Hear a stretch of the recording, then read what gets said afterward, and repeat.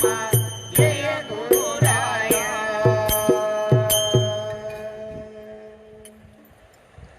Bhagwan Shri Yogi Ramsuratkumar ki Jai. Sarvam Yogi Ramsuratkumararpanamastu.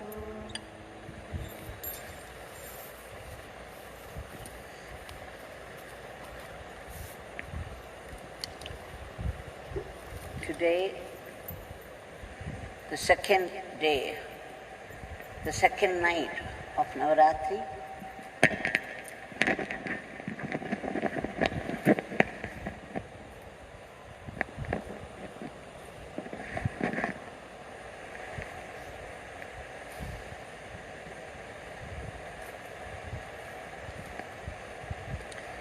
as I said before,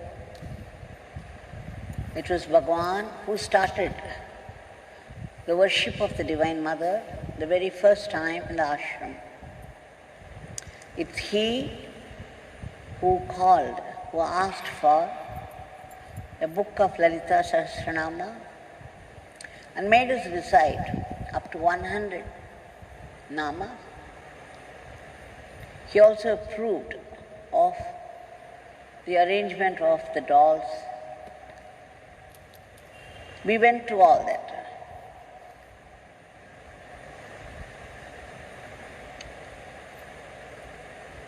So these 10 days are meant for special worship. Very auspicious. By worshipping the Divine Mother, by worshipping our Bhagwan, Yogi Ramsuratkumar as the Divine Mother, we develop skill in work. We develop perseverance, determination.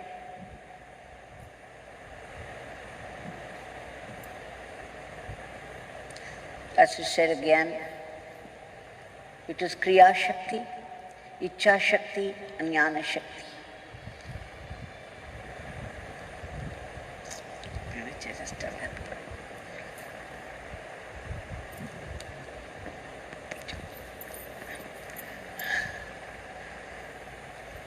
So now, before we submit our prayers at the lotus feet of Bhagwan, let us go through some of his talks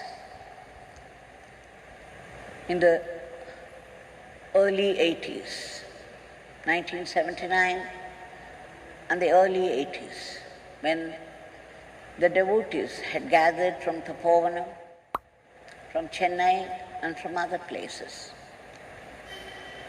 Many topics he had touched upon. And one day, it was night about 10:45, a devotee was seated there who recorded all this.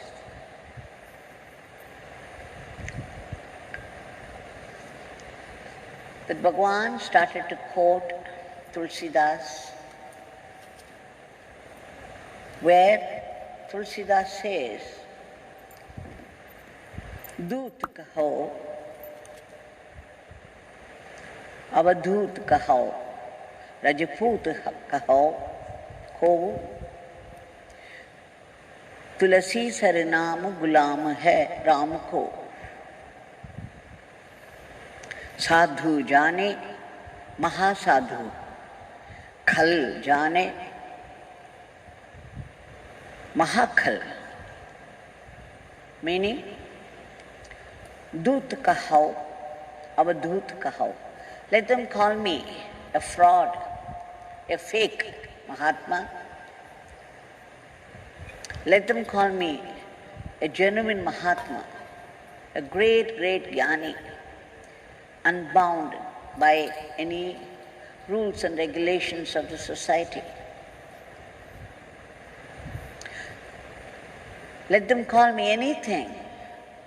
It does not matter to me, Tulsidas, what people think of me, what people call me. The great Mahatmas call me Mahatma. The wicked people call me wicked. wicked man. What matters is what I am, and I am a Rama Bhakta. I am Rama's slave. My everything is only in the hands of Shri Rama. Nothing else matters.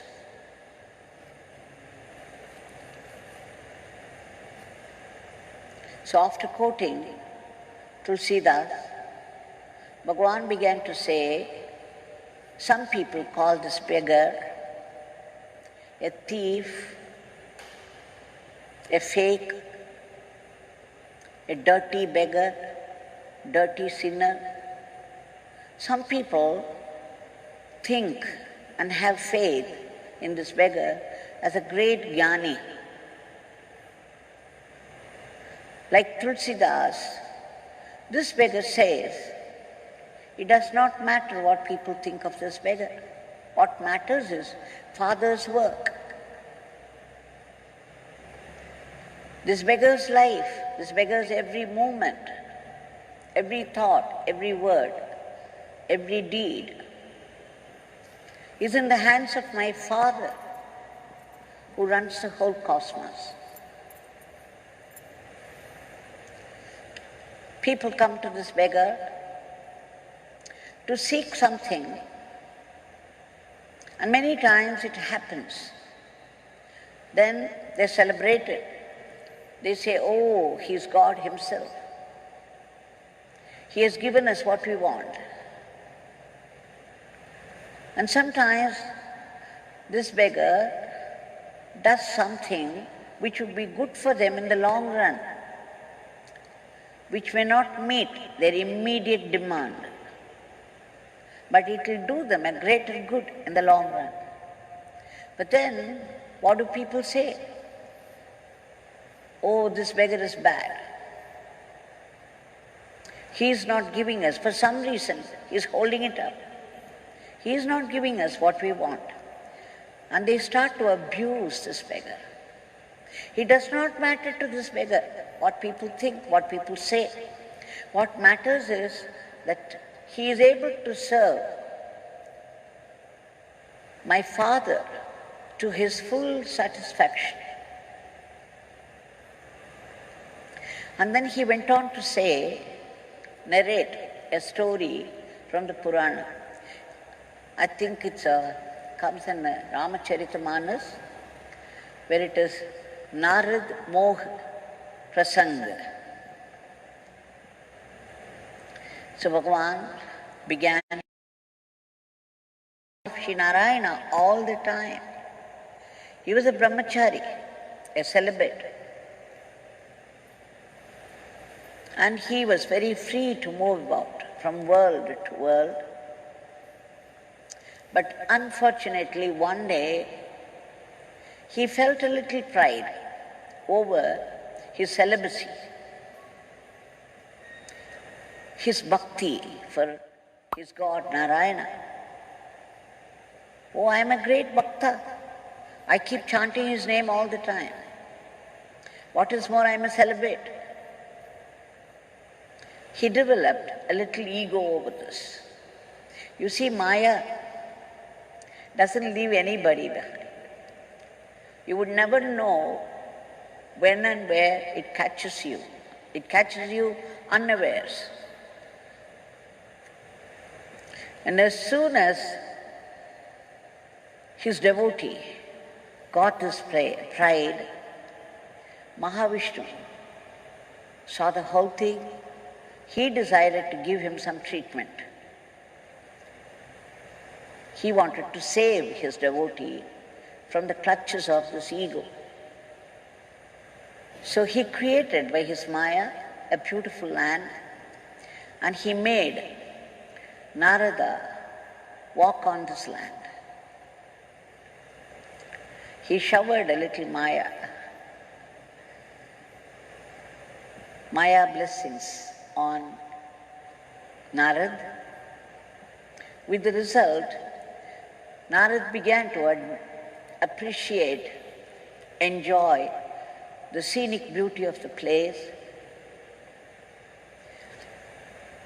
And then he came to hear about those people there discussing the queen of the place, a very beautiful lady. And the next day was going to be the function where she would select her bridegroom. And that many, many handsome kings from different places had come for her hand, hoping that she would choose one of them. So Narada had begun to enjoy the scenic beauty all around. There's nothing wrong in that, but appreciating, admiring the creation alone will not do. The very creation is there only to remind you of the Creator behind it. There should be a shift in consciousness from the creation to the Creator. Otherwise, it's no use. It becomes a pleasure. So you see, Narada was further caught in the Maya, the net of Maya, and he somehow wanted to participate in the function, and he wanted to marry this girl, this beautiful girl. So immediately he rushed to Mahavishnu. His bhakti for his Narayana gave him access to Vaikuntha. He rushed there and said, Shri Hari, I want to marry this beautiful girl. Please give me all the beauty of Shri Hari. He used the word Hari, which has two meanings. One is, it is Shri Narayana, Shri Hari. The other meaning for Hari is monkey. It is all Vishnu Maya at work. So Vishnu smiled and said, okay, you have it. And Narada was very pleased that Mahavishnu granted what he pleaded for. So he had a very beautiful, handsome, glowing body of Shri Hari, but his face was that of the monkey. He did not know that. He went and sat there with such majesty and confidence that he was the most handsome man among the lot, and that the girl would surely choose him. But when the girl came near, when the lady, this beautiful girl, came near with a garland in hand, as soon as she saw Naradji, she frowned. There was an expression of repulsion. She said, what? A monkey has come all the way to marry, to ask for my hand. How did this happen? A monkey. And then she moved on. And that's when Naradji knew that something was far wrong. He rushed away. He felt very hurt, disappointed, and humiliated. He ran away from the place and he had a look at himself in a mirror. And to his great horror, he found a monkey's face. And then he knew instantly that Mahavishnu had cheated on him, played a trick on him. Hurt, disappointed, humiliated. He was all anger. He rushed to Vaikuntha immediately, and Mahavishnu knew that he would be coming. And then he said, hey Narayan, I've been chanting your name all the time. I'm a great Bhakta. You will not get a Bhakta like me. And what have you done to me? And I know that you have been giving so many gifts of grace to people even unasked. But here, for once I asked you for something and you cheated on me. How could you do it to me? And then he got so angry, even while thinking about it, talking about it more and more and more, he developed such anger Because this desire has that quality. If you do not get the desired object, that immediately it expresses itself as terrible anger. And anger is poison. It does more harm to the person who gets angry than to others. He said, Narayan, I'm giving you a curse. Since you cheated, you played a trick on me, you gave me a monkey face. So in your next avatar, only the monkeys will be your helpmates. And what's more, now you see how I suffer, humiliated, unable to marry the girl I so much wanted, how I suffer from separation. You will have to go through a similar feeling in your next avatar. You will be separated from the mother, from the Divine Mother. And you will go through the same suffering as I do now. Mahavishnu smiled because he knew it was coming on. And it was all completely his play, his Leela. So Mahavishnu accepted the curse and then removed the spell of Maya from the heart of Naraji. And suddenly, in a second, Shri Naraji knew what he had done out of ignorance. My God, what have I done? Narayanji, and then he fell at his feet and began to cry. He said, what have I done? How could I dare give you a curse like this? What happened to me? And he cried and then begged him to make his curse ineffective. But Narayanji said, no, I invited it for some reason.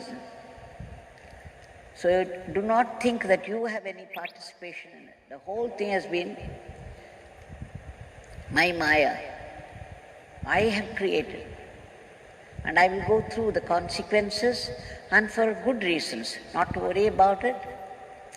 But know that this danger, the danger of ego, the danger of pride is always there, lurking in the corner. So this humility is very important for a Bhakta. On no account should he develop this pride over anything, especially the pride of being a Bhakta. Oh, I am a better Bhakta than others. I have moved with Bhagwan for so many years. I am a greater Bhakta than other people. Then Bhagwan will wait for his chance to put us down, to cut us to size. And then Bhagwan went on to say that this is what happens, we have to be very careful. But it does not matter to this beggar. This beggar does not have to learn anything from anybody. My father has taught this beggar everything. If you think that this beggar is a jnani and feeding, a little feeding, you feed a little food to this beggar and you think that this is feeding the entire creation, this is feeding thousands of pure Brahmins, it will be definitely so. If you people think that this beggar is a fake, then it would be so for you. But whichever way you think of this beggar, my father will bless you. Do not curse this beggar, do not scold this beggar when something is not getting done as you expect. The Guru, the Jnani, is a Kalpataru, but there is a difference between the divine Kalpataru and the Mahatmas. The Kalpataru gives everything that you want. Your every thought materializes. But a Guru Mahatma is a Kalpataru that gives only what is good for you, what is good for your spiritual growth. So a Guru Mahatma is a Kalpataru with a difference. And then again Bhagwan insisted that the best way to pursue, to lead one's life is to remember constantly the divine name and to serve our Guru Mahatma faithfully. That we have to do the service to his full satisfaction, the way our masters wanted. That we are only tools in the hands of the master.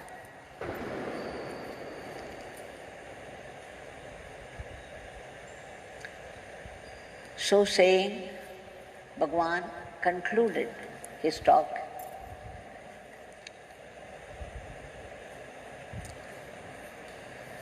And remembered Shri Aurobindo of Pondicherry. He's saying, in Aurobindo Ashram, some 2,000 people are working for the sake of Shri Aurobindo and the mother. Everybody would be doing seva in some capacity or the other. Bhagwan often used to quote that. And then he also said, Shri Aurobindo used to say that I do not want to become the all totality. I want to be a good instrument in the hands of the divine. And this is what he inspired his devotees also with. So Bhagwan quoted Shri Aurobindo. Bhagwan used to say, Lord Aurobindo.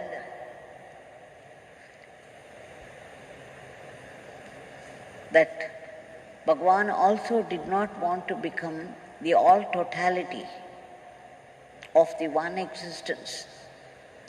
That he wanted to be born again and again and serve the divine in all faithfulness, in all sincerity, unto the full, complete satisfaction of the divine. So let us pray to Bhagwan. Bhagwan was saying, if things do not happen the way we want, even after praying and chanting his name, we should not scold him. It is for greater good that some work is being done for our greater good. So, with the understanding of this truth, let us pray to Bhagwan. Everything is in your hands. It is you who have created the situation in the first place, though of course we invited it by our own sins, by our promiscuous life, by our indulgences. And it is up to you. But we seek your immediate divine intervention in order to give relief to the entire humanity